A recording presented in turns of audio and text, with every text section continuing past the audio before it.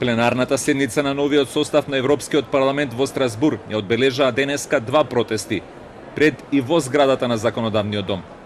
Конститутивната седница на Европарламентот се одржува по европските избори во мај и паралелно со вонредниот самит на Европската унија, на кој трет ден поред се трага по компромис за поделбата на главните позиции во хиерархијата на Европската унија. Пред парламентот повеќе стотици каталонци протестираа затоа што на тројца лидери на сепаратистите во овој шпански регион не им беше дозволено да ги заземат своите места во Европарламентот. Меѓу овие тројца европратеници е и поранешниот претседател на Каталонија, сепаратистичкиот лидер Карлес Пучдемон, кому му беше забрането да ја заземе својата функција затоа што по референдумот за независност на Каталонија побегнал во Брисел и не присуствувал на церемонијата на положување заклетва во Мадрид.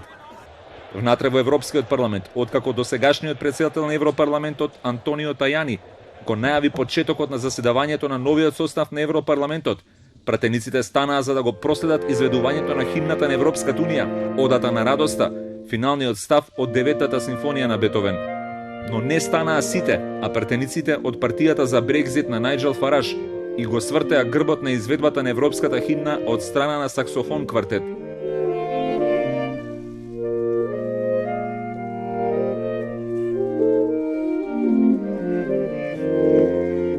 Истовремено во Брисел, лидерите на земјите членки на Европската унија трет ден поред се обидуваат да постигнат компромис околу поделбата на главните функции.